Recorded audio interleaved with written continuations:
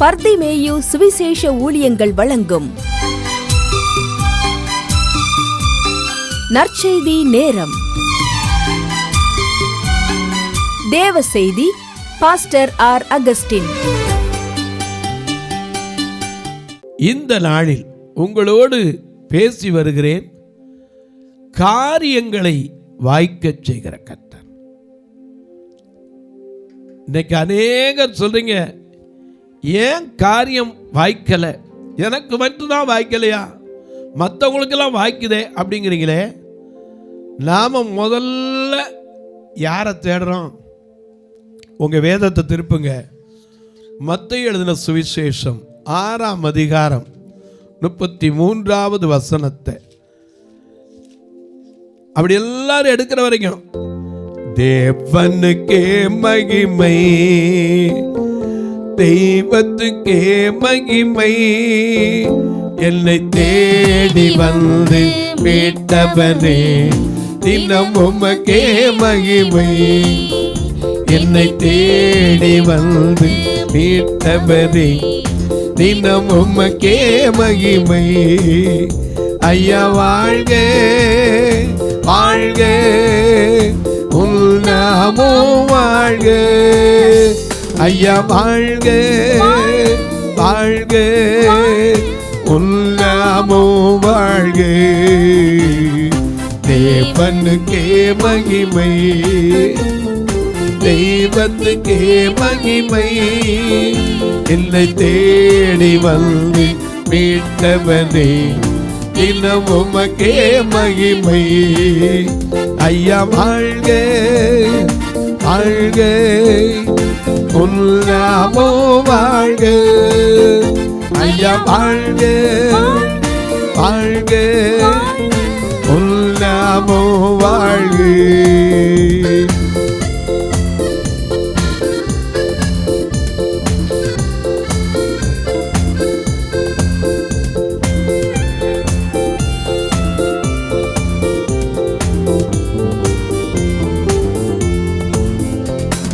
தேடுகிற அனைவருமே மகிழ்ந்து களி கூறட்டும். ஆக தேடுகிற அனைவருமே மகிழ்ந்து களி கூறட்டும். இங்கு பாடுகிற யாவருமே பரிசுத்தமாகட்டுமே. இங்கு பாடுகிற யாவருமே பரிசுத்தமாகட்டுமே. ஐயா வாழ்க வாழ்க, உன் நாமம் வாழ்க.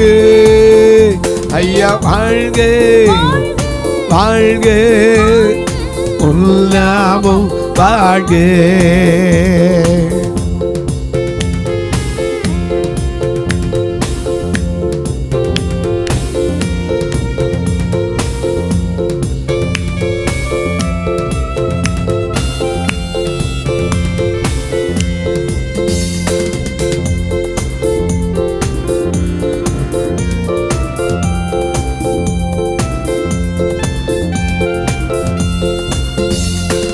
நீக்கும் வல்லவரே கோடி ஸ்தோத்திரமே.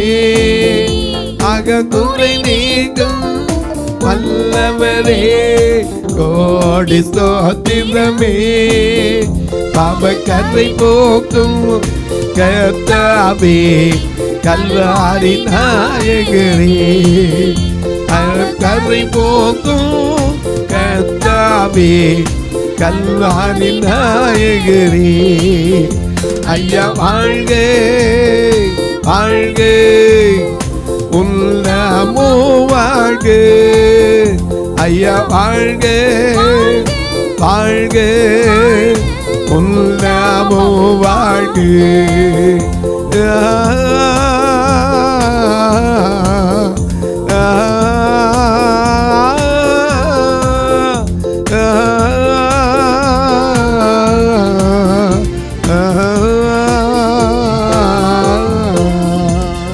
தேடுகிற அனைவருமே மகிழ்ந்து களி கூறட்டும். ஆக எளிமையான எங்களையே எல்லோரும் நினைப்பவரே, எங்கள் பொன்னிமயமே துணையாளரே, உள்ளத்தின் ஆறுதலே, எங்கள் பொன்னிமயமே துணையாளரே, உள்ளத்தின் ஆறுதலே. ஐயா வாழ்க வாழ்க, உள்ளாமோ வாழ்க, ஐயா வாழ்க வாழ்க, உள்ளாமோ வாழ்க. எல்லாம் எடுத்துருப்பீங்க, வாசிக்கலாமா? மத்தேயு எழுதின சுவிசேஷம் 6ஆம் அதிகாரம் 33ஆம் வசனம். முதலாவது. எப்படி? முதலாவது. நல்லா நோட் டவுன் பண்ணுங்க. முதலாவது தேவனுடைய ராஜ்யத்தையும் அவருடைய நீதியையும் தேடுங்கள். முடியுதா? முதல்ல டாக்டரை தான் தேடுறோம். வேதத்தில் பாருங்க, ஒரு பெண்ணுக்கு மார்க் எழுதின சுவிசேஷம் 5ஆம் அதிகாரம் 25ஆம் வசனத்திலிருந்து வாசிக்கும் போது, ஒரு பெண் எப்ப தேவனை தேடுனா? வாசிப்போமா? மார்க் 5ஆம் அதிகாரம் 25ஆம் வசனத்திலிருந்து. அப்பொழுது 12 வருஷமாய். எத்தனை வருஷம்? 12 வருஷமாய் பெரும்பாடுள்ள ஒரு ஸ்திரீ. நல்ல கவனிங்க, இந்த பெரும்பாடுனா உதிரப்போக்கு, வேற ஒன்றும் கிடையாது. சிலருக்கு உதிரப்போக்கு போய்கிட்டே இருக்கும். இன்னைக்கு எத்தனை பேர் அந்த படி பிரச்சனையோடு இந்த தொலைக்காட்சி முன்னாடி, இதில் எனக்கு எப்படியாவது விடுதலை கிடைக்குமா நம்பி இருக்கீங்களா? நிச்சயமாக கர்த்தர் உங்கள் காரியத்தை வாய்க்க பண்ணுவார். இதை ஏன்னா மற்றவங்கள்ட்ட சொல்ல முடியாது. ஊழியக்காரங்கிட்ட கூட கூட்டு சொல்லி ஜெபம் பண்ண சங்கடப்படுவாங்க நிறைய பேர். ஏன்னா பெண்களுக்குரிய காரியம், சில காரியத்தை சொல்ல முடியாது. ஆண்டவர்கிட்ட தான் சொல்ல முடியும், ஏன்னா அவர் உண்டாக்கினவர். ஏன்னா நமக்கு ஒன்றும் மறைவு கிடையாது. நாம் பாடுறோமே, என் பரலோக ராஜாவுக்கு முன்பாக நான் ஒன்றும் இல்லை, நான் ஒன்றும் இல்லை, என்னை படைத்த தெய்வத்துக்கு முன்பாக நான் ஒன்றும் இல்லை, நான் ஒன்றும் இல்லை. இந்த பரலோக ராஜாவுக்கு முன்பாக நான் ஒன்றும் இல்லை, நான் ஒன்றும் இல்லை, என்னை படைத்த தெய்வத்துக்கு முன்பாக நான் ஒன்றும் இல்லை, நான் ஒன்றும் இல்லை. ஏன்னா அவருக்கு தெரியாம ஒரு காரியம் கிடையாது. அப்போஸ்தலர் 27:34 படி அவருக்கு தெரியாம ஒரு தலை முடி கூட என்ன செய்யாது, விடாது. ஏன்னா நீங்களும் நானும் யாரு? மத்தேயு 10:29 படி ஒரு காசுக்கு 2 அடைக்கலாங்குருவி விற்கிறதை பார்க்கிறீர்களே, ஆகிலும் அவைகளில் ஒன்றாகிலும் பிதாவின் சித்தம் இல்லாமல் விழுகிறதே கிடையாது. அவர் சித்தத்தின்படி தான் நடக்கும். ஏசாயா 53:10 கடைசியில் வாசிக்கிறோம். என்ன வாசிக்கிறோம்? ஏசாயா 53ஆம் அதிகாரம் 10ஆம் வசனத்தின் அந்த கடைசி முடியும் போது அழகா எழுதி வச்சிருக்காரு. அது முழுசா வாசிங்க, கடைசியில் அந்த வார்த்தை அப்பதான் விளங்கும். கர்த்தரோ அவரை நொறுக்க சித்தமாகி அவரை பாடுகளுக்குட்படுத்தினார். அவருடைய ஆத்துமா தன்னை குற்ற நிவாரண பலியாக ஒப்பு கொடுக்கும் போது அவர் தமது சந்ததியை கண்டு நீடித்த நாளாய் இருப்பார். கர்த்தருக்கு சித்தமானது அவர் கையினால் வாய்க்கும். அவ்வளவுதான். நமக்கு அநேக நேரம் சில நேரம் ஆண்டவர் கொடுக்காம இருப்பார். அதை பத்தி நீ புரிஞ்சுக்கலன்னு அர்த்தம். ஆண்டவர் தரலங்கிற முதலாவது தேடிப்பார். தேவையா இருந்தா கட்டாயம் கொடுப்பார். இந்த பெண் என்ன பண்ணா, 12 வருஷமாய் உதிரப்போக்கினாலே அல்லலுற்றாள். வாசிங்க. மார்க் 5:25 திரும்ப வாசிங்க. மிக அழகா நமக்கு எழுதி வச்சிருக்காரு. 12 வருஷமாய் பெரும்பாடுள்ள ஒரு ஸ்திரீ அநேக வைத்தியர்களால். முதல்ல எங்க தான் போயிருக்கா? வைத்தியர்கிட்ட. முதல்ல நம்ம ஓடுறது யார்கிட்ட? டாக்டர்கிட்ட தான். ஐயா, முதல்ல உண்டாக்கினவரை தேடி பார்க்கிறோமா? நீங்கள் சொல்லுங்க, அவர் எங்கெங்க இருக்காரு? அவர் எங்கே இருக்காரு? நம்ம கூடவே தான் இருக்கிறார். நாம பாடுறோமே, கூடவே வைத்துக் கொள்வா, என்னை கூடவே வைத்துக் கொள்வா, கூடவே வைத்துக் கொள்வா, என்னை கூடவே வைத்துக் கொள்வார். தானான தனனா தானானா தானான தனனா தானானா தானான தனனா தானானா தானான தனனா தானானா.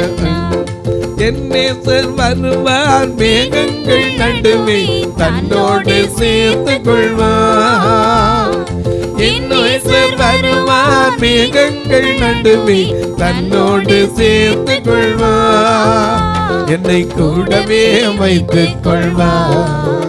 என்னை கூடவே வைத்துக் கொள்வார். கூடவே வைத்துக் கொள்வார். என்னை கூடவே வைத்துக் கொள்வார். தானான தனனா தானானா தானான தனனா தானானா தானான தனனா தானானா தானான தனனா தானானா. கூடவே வைத்துக் கொள்வார், விலக மாட்டார்.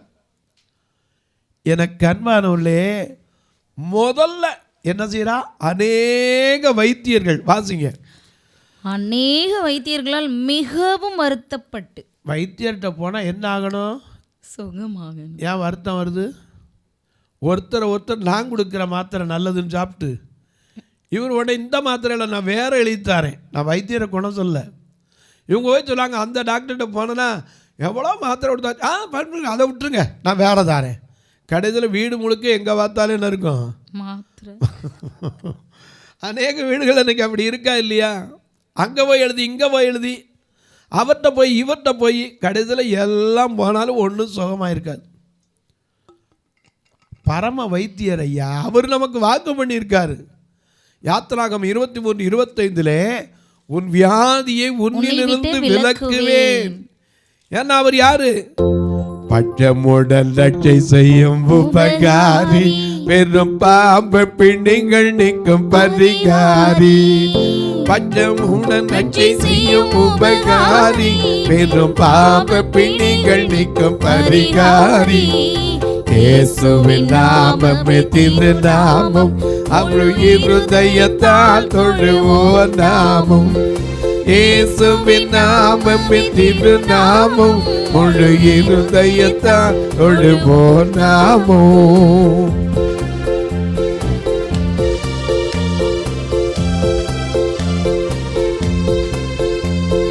காசினியில் அவருக்கு இணையில்லையே, விசுவாசித்தவர்களுக்கு குறையில்லையே. காசினியில் அவருக்கு இணையில்லையே, விசுவாசித்தவர்களுக்கு குறையில்லையே. இயேசுவின் நாமம் திருநாமம், முழு இருதயத்தால் தொழுவோர் நாமம்.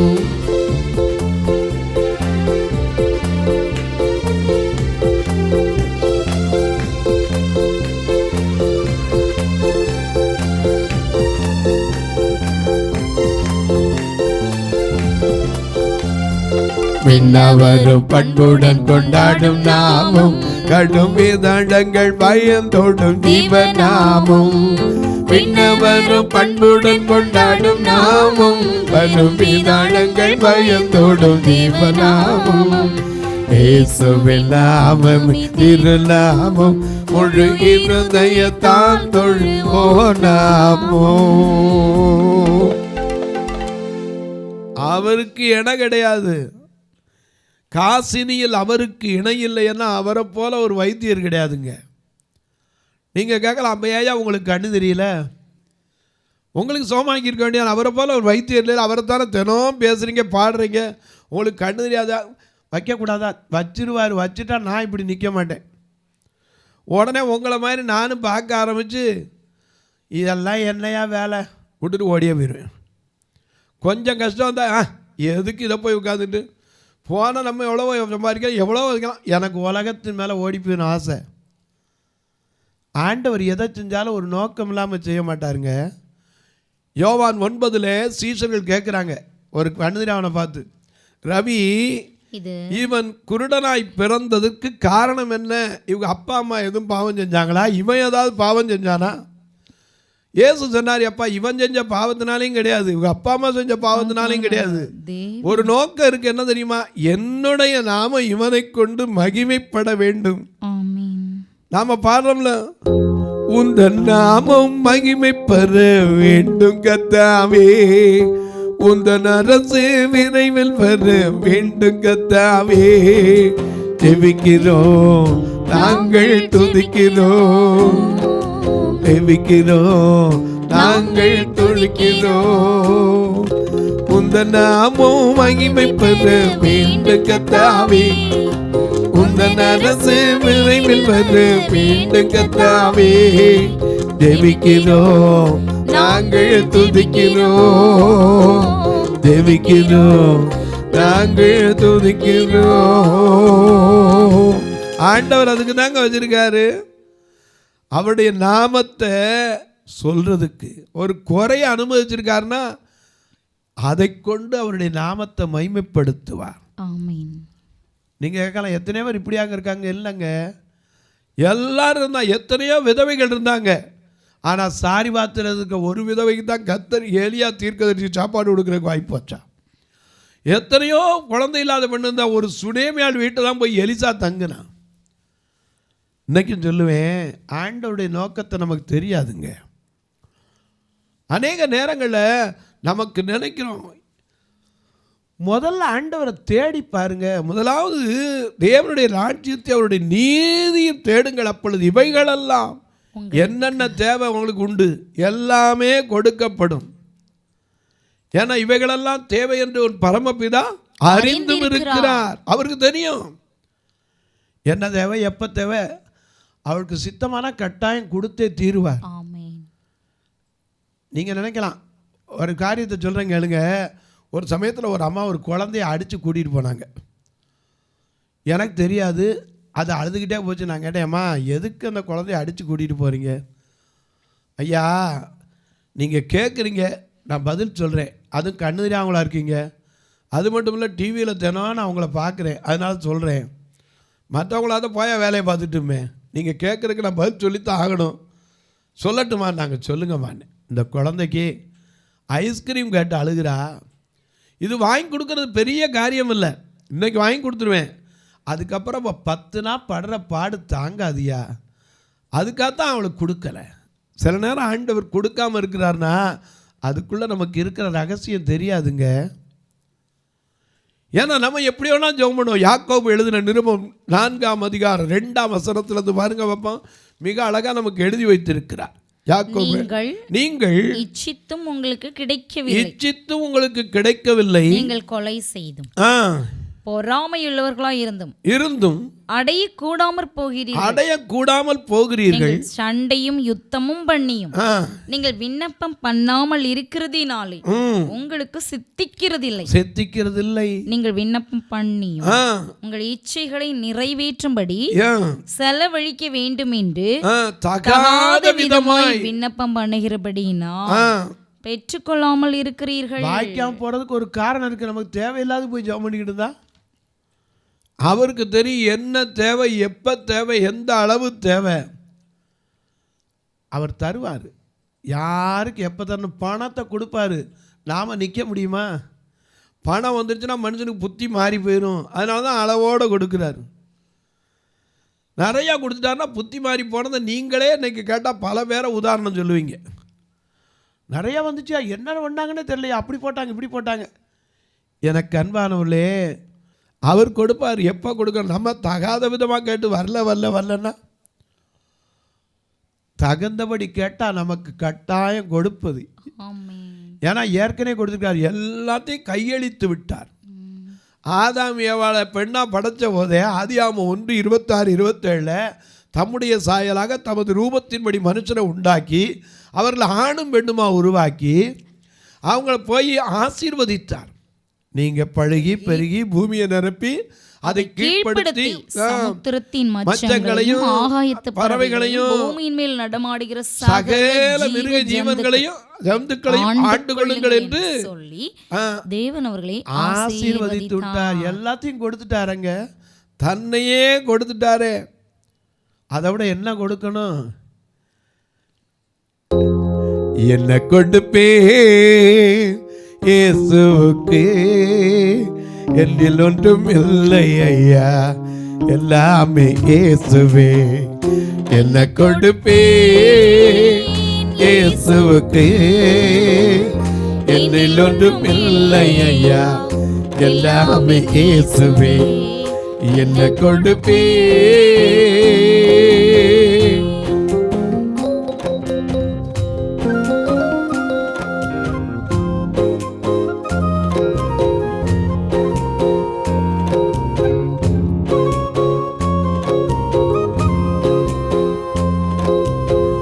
மெய்ப்பனாய் நான் இருந்தானோ, ஆட்டுக்குட்டி நான் தருவேனே.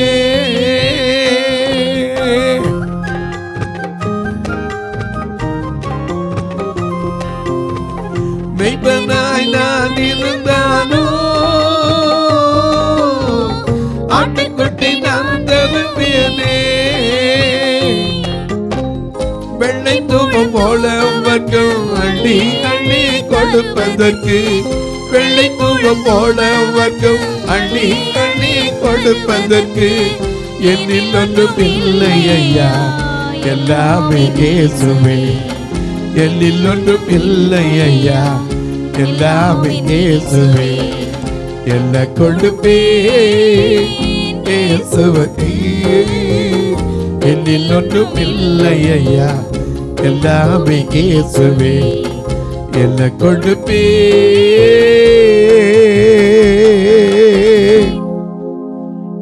அவர் எல்லாத்தையும் நம்ம கொடுத்தார், நாம அவருக்கு என்னத்தை கொடுக்கணும்? முதலாவது அவர் தேடணுங்க, தேடணும், அவ்வளவுதான். மற்ற எல்லாத்தையும் கொடுப்பார். இந்த பெண்ணை என்ன செய்யறா? 12 வருஷம் உதிரப்போக்கு இருக்கு. 12 வருஷத்துல அப்புறம் தானே டாக்டர் தேடி போடணும். நம்ம மக்கள் எப்போவுமே முதல்ல என்னென்ன முடியுமோ எல்லாத்தையும் பார்ப்போம், அப்புறம் தான் தெய்வத்தை தேடுவாங்க. என்னையும் சேர்த்தான் சொல்லி, எனக்கு கண்ணு 2 வயசில் போச்சு. அப்போ எங்கெங்கெல்லாமோ கொண்டு போய் பார்த்தாங்க, அதில் வச்சா இதாயிரும், இதில் வச்சா இதாயிரும். ஒன்றும் நடக்கலை. ஏன்னா அவர் சித்தம் எது? அவருடைய நாமத்தை மகிமைப்படுதுன்னு அது எவனும் மாற்ற முடியல. என்னையும் எங்கள் அம்மா தூக்கிட்டு போய் என்னென்னமோ இதெல்லாம் பண்ணி பார்த்தாங்க. எங்கெங்கே போச்சு, கண்ணில் இலை விடிச்சு மாவிளக்கெல்லாம் வச்சு பார்த்தாங்க, ஒன்றும் வரக்கணும். ஏன்னா அவர் செய்ய நினைத்தது ஒருபோதும் தடைப்படாது, மறந்துடக்கூடாது. இந்த பெண் என்ன பண்ணா? அநேக வைத்தியர்களால் வருத்தப்பட்டது மட்டுமில்லை, தனக்கு உண்டான, ஏன்னா மாத்திரை ரொம்ப சாப்பிட்டோன்னா சைடு எஃபெக்ட் வந்துடுது. சிலருக்கு டேப்லெட் சாப்பிட்டா சூடு வந்து இன்னும் கொஞ்சம் போக ஆரம்பிச்சிடும். வருத்தப்பட்டு தனக்கு உண்டானவைகளை, அது மட்டுமில்ல, தனக்கு உண்டானவைகள் எல்லாம் செலவழித்தும் சற்றாகிலும் குணமடையாமல் அதிக வருத்தப்படுகிற பொழுது இயேசுவை குறித்து கேள்விப்பட்டதான் அவளுக்கு கேள்வி ஆகுது. இன்றைக்கு நீங்களும் நானும் இப்படி 24 மணி நேரம் செய்தி எப்படியாவது கேட்குது. எல்லாத்தையும் வித்தாச்சு, எல்லாத்தையும் முடிச்சாச்சு, எல்லா வைத்தியரையும் பார்த்தாச்சு. ஆனால் வேதனை தான் மிஞ்சம், வருத்தம் தான் மிஞ்சம், சுகம் கிடைக்கல. அப்புறம் தான் இயேசுவை குறித்து கேள்விப்படுறான். அன்னைக்கு இருந்த நிலைமை அது, இன்னைக்கு அப்படி இல்லை. எங்கே திருப்பினாலும் உனக்கு ஒரு சத்தியம் யாரை கொண்டாவது கர்த்தர் பேசிக்கிட்டு இருக்கார். என்னை போல் ஒரு கதையை கொண்டாவது கத்திக்கிட்டு இருக்கார். சங்கீதம் 58:5 பாம்பாட்டிகள் வினோதமாய் ஊதினாலும், ஒவ்வொருத்தரும் ஒரு மாதிரி ஊதுறாங்க. நான் இப்போ கீபோர்டை முன்னாடி வச்சுட்டு வாசிக்கிட்டே ஊதுறேன், இன்னொருத்தர் கீபோர்டெலாம் மற்றவங்க வாசிச்சு ஊதுறேன், எல்லாம் இருக்குது, எல்லோரும் வினோதமாக ஊதுறாங்க. ஆனால் இப்போ அந்த சத்தியம் கிடைக்கும் போது நம்ம என்ன செய்கிறோம்? பாம்பாட்டிகள் வினோதமாய் ஊதினாலும் அவர்கள் ஊதும் சத்தத்திற்கு செவி கொடாதபடிக்கு காதை அடைக்கிற செவிட்டு விரியனை போல் அப்படி இருந்துட்டு அப்புறம் புலம்ப கூடாது. இப்போ ஆண்டவற்றை தேடி பாருங்க. தொலைக்காட்சியில் பார்க்கிற என் அன்பு மக்களே, இந்த நிகழ்ச்சியை நாள்தோறும் பார்க்குறீங்க, கேட்குறீங்க, சந்தோஷப்படுறீங்க. எனக்கு அன்பானவர்களே, உங்கள் வீட்டில் அபிஷேகம் இல்லாத பொருள் கூட இருக்கக்கூடாது. யாக்கோபு முதல்ல எதை அபிஷேகம் பண்ணா? தன் தலைக்கு வச்சிருந்த கல்.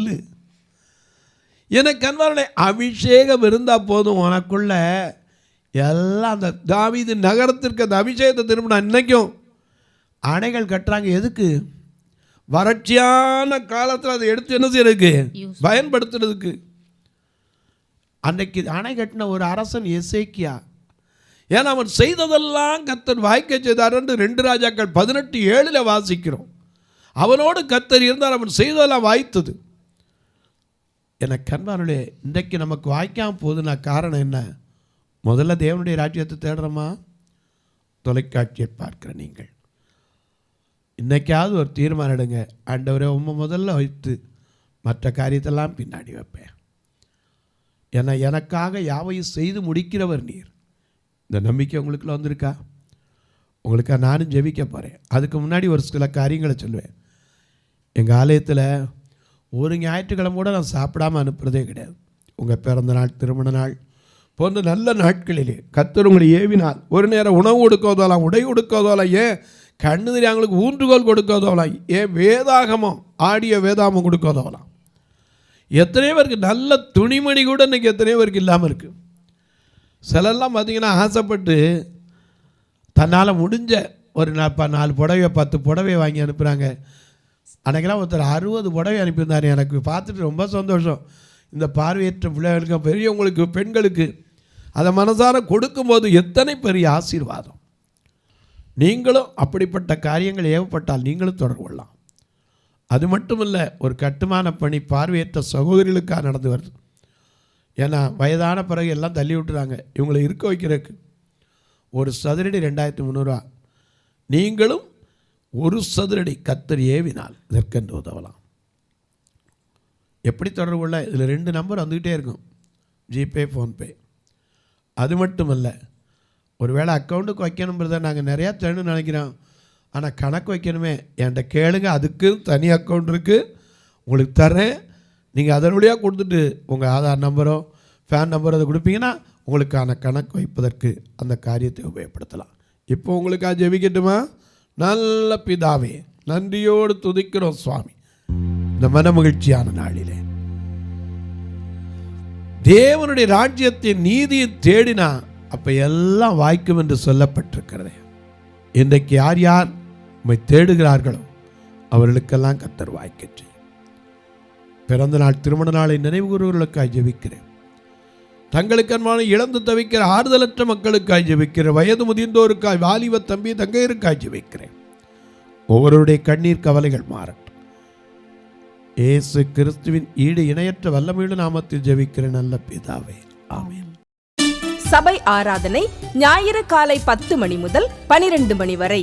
இடம் பர்திமேயு சுவிசேஷ ஆலயம், அன்னை சத்யா நகர், இளமனூர் அஞ்சல், சக்கிமங்கலம் வழி, மதுரை மாவட்டம். பின்கோட் 625201 மற்றும் பர்திமேயு சுவிசேஷ ஜெப வீடு, flat number 107, Eden Garden, Muthur, Tirunelveli. Pincode 627011. சிறப்பு உபவாச கூட்டம் ஒவ்வொரு மாதமும் 2வது சனிக்கிழமை காலை 10 மணி முதல் 1 மணி வரை நாகர்கோவில் YMCA ஹாலில் வைத்து நடைபெறுகிறது. மற்றும் ஒவ்வொரு மாதமும் 4வது சனிக்கிழமை காலை 10 மணி முதல் 1 மணி வரை திருநெல்வேலி புதிய பேருந்து நிலையம் அருகில் உள்ள கிரேஸ் ஹாலில் வைத்து நடைபெறுகிறது. எங்கள் எல்லா ஆராதனைகளிலும் கலந்து கொண்டு தேவனை மகிமைப்படுத்த அன்பாய் அழைக்கிறோம். உங்கள் உதாரத்துவமான காணிக்கைகளினால் இவ்வூழியத்தை தாங்க விரும்பினால் R Augustine, account number 5021364331, IFSC code IDIB 000B066, Indian Bank, BP Kulam, Madurai. GPay number 9842181917, BGM ministries மற்றும் 9442559772, பிளைண்ட் மினிஸ்ட்ரீஸ் அகஸ்டின். உங்கள் தொடர்புக்கு பாஸ்டர் ஆர் அகஸ்டின், பர்திமேயு சுவிசேஷ ஊழியங்கள், நாகமலை, புதுக்கோட்டை, மதுரை 625019.